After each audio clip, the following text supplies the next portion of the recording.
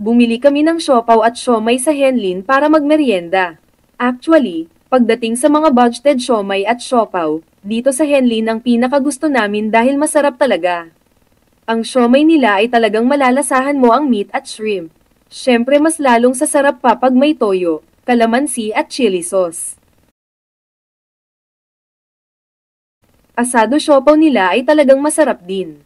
Tapos may classic sauce pang kasama na separate mong ilalagay. Meron din silang hot sauce kung type mo ang medyo maanghang. Although medyo mas mahal lang sila kumpara mo sa ibang mga budgeted na nagtitinda ng mga siomai at siopaw, pero okay lang sa amin dahil mas nag-e-enjoy at nasasarapan kami dito sa Henlin pagdating sa siomai at siopaw.